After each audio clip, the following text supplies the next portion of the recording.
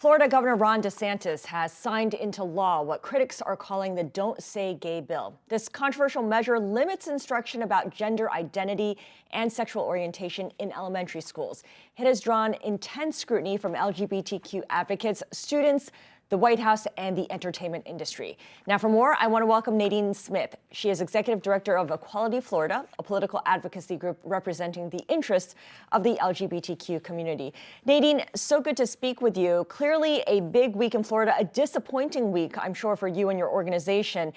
Disney, the company, was initially silent on this bill until employees criticized the company for not picking a side, for just standing by. Now that it has decided on a position opposed to the legislation, I wonder how you're thinking about Disney's advocacy.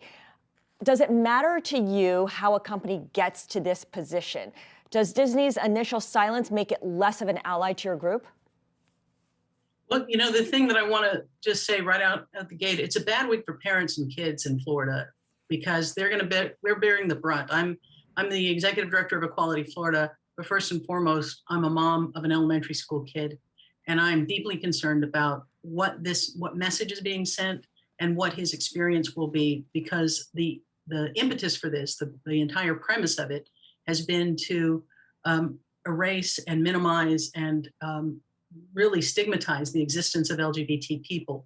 And the same folks pushing this are the ones trying to get books banned, including In Tango Makes Three, the story of two male penguins raising a chick, a book they call pornographic. So we are really in a fight for the direction of education. The immediate target is the LGBT community, but everyone who cares about quality education, diversity, and inclusion has to stand up. And I think that's really the message from employees to the companies. When you say you embrace diversity, equity, and inclusion, when you say you care about the quality of life of your employees and the communities, you have to show up on issues like this because, if you're a parent, how do you navigate sending your child to a school that has just been made less safe by the actions of the governor because he wants to position himself, to the right of Trump for the 2024 presidential election? It has nothing to do with our schools. It has everything to do with this political calculation, but our kids are the ones who are going to suffer.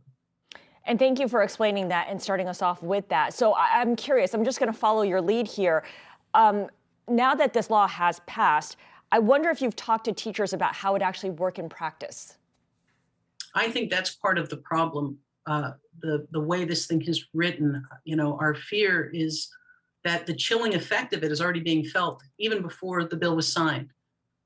We have heard from teachers saying that they have been told to take down safe schools emblems that would let students know that this was a safe classroom. We saw the Department of Education remove all anti-bullying resources from their website and then put it back up, having stripped out all reference to LGBT specific resources. So it's a scary moment because we don't know how this is going to be interpreted one district to the next. What we do know is that the sponsor of this bill is someone who has a long reputation of being hostile to the LGBTQ community. We know that the comments made from the floor make it clear that their intention is to target the LGBT parents and of K through 3 students and to create an atmosphere that's hostile from K through 12. A lot of people think this just applies to K through 3, but it actually has language that makes it apply K through 12. And for people who believe books like My Two Dads or Mama, Mommy, and Me are, because they reflect families that look like mine, are de facto pornographic, that doesn't give us any confidence in how this is being applied even beyond 3rd grade. So everything about this bill is quite harmful. And I think that all employers have a vested interest in speaking up.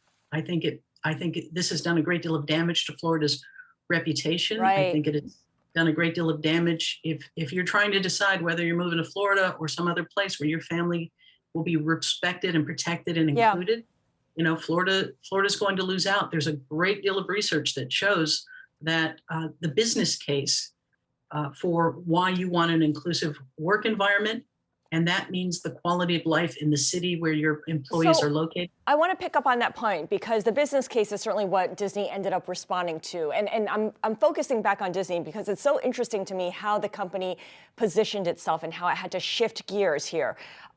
You've been participating, talking with Disney employees over the past couple of weeks. Can you share with me some of the color of what those conversations entailed, what got decided, and how they decided to mobilize, and at what point they were able to push the company to understand their stance? Well, because we're in Florida and Disney has such a huge footprint here, we have a number of members that are part of the Disney, rank and file, and we heard from them really immediately about how much this was out of alignment with who they understood their company to be internally, and there was a great deal of disappointment that they hadn't shown up. And so, I think to Disney's credit, they spent a lot of time listening to their employees, reaching out to organizations, ours included, to better understand the issue, and at the end of the day, made a commitment to fight this until it's done, help mitigate the harm that this will inflict. And I think that listening to their employees was critical to that because, again, they understand that employees don't live in a vacuum. They live in a community, and what happens in that community affects the safety of every family. So, Bob Chapek, I really hope other companies are looking at this because I know we're hearing from other ERGs, employee resource groups, who are looking at what has happened, and they're wondering where their company is and whether they're going to show up. What other companies have shown up then, have spoken out in the same way that Disney is now speaking out? Right now, I couldn't point to a lot of companies that are of any, large scale that have been at the forefront of this. Interesting. I think that we've also been fighting not just Don't Say Gay, but the Stop Woke Act, which has the same kind of censorship in the classroom component, but also has the government reaching in and dictating to companies how they can do diversity, equity, and inclusion training. And so we've seen the chambers of commerce all across the state speak out. I think that more and more companies are coming to realize just how dangerous, what a slippery slope this is. Right. We can look back to the last time we saw this kind of hysteria, where you have the governor's office, a spokesperson basically calling anyone who opposes this a pedophile, aka a groomer. But this bill is so egregious that even 9 Republicans in a legislature where they never broke ranks to say we can't support this. That's a really, really good point. Including a legislator who works really closely, works for one of the largest child welfare groups. But, all of Florida Association of School Nurses, counselors, all of American Pediatrics, everyone who works closely with students has raised the flag over and over again that this is a dangerous bill. It causes harm to students. Nadine, let me just jump in here because I want to get Disney's comments on the record here. Disney has said that as a company, its goal is for this law to be repealed by the legislature or struck down in the courts. And we remain committed to supporting the national and state organizations working to achieve just that. What do you see as the path to getting there, to having the law repealed or struck down? And what's the most effective way for a company like Disney to help achieve that? Well, I think that the path that we choose is all the above. This does not enjoy the support of Floridians. Americans understand that this is about censorship and book banning and stigmatizing. And we are seeing some other states beginning to reject this. They're looking at what happened in Florida and they're rejecting this kind of language.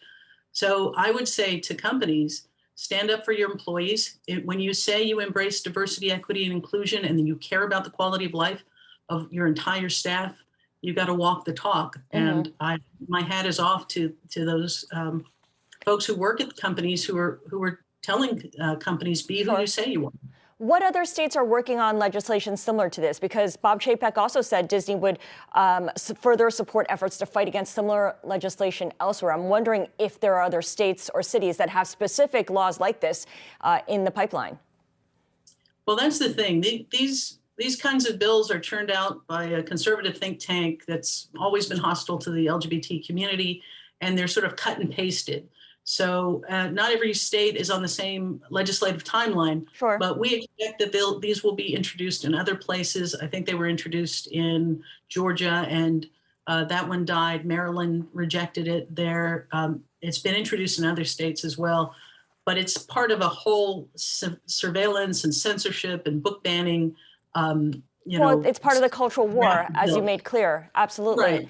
It definitely is. And that's why for us, it's been hard to stop it because, again, it's not driven by what's happening in Florida. It's driven entirely by the governor's political ambition. Right, which is national at this point. We know that eventually he probably wants to run for president. And in fact, if anything, he's posing quite the challenge to former President Trump.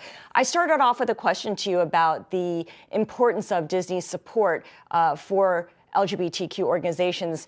And I want to end there. Does it matter to you how a company like Disney, got to where it got to?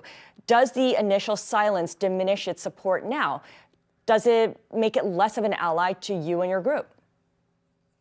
Well, as an organization that works to end discrimination, we meet people where they are all the time. Mm-hmm. We don't want to tell people if you show up late, it doesn't matter. Of course, we were disappointed. We've been disappointed in a number of companies that haven't shown up in the way they said they were, who they said they were. We also understand that part of the DeSantis strategy and the Republican strategy is to invoke this woke corporation invective as a way of sending a sort of a warning shot, stay out of our culture war lane or their consequences. And to that, I would just say to businesses, if you, as well-resourced as you are being bullied by this sort of Republican conservative culture war strategy, imagine what it is to be a kid in a classroom. So, they will push you as far as they will push you. And it's time, this is a gut check moment. And, Disney took that gut check and ended up on the correct side of this. For every company, I would say it's that gut check moment. Are you who you say you are? Are those values of inclusion and diversity really part of your mission, or are they just part of your marketing materials? Well said. Nadine Smith, really appreciate your joining us. Nadine is Equality Florida Executive Director.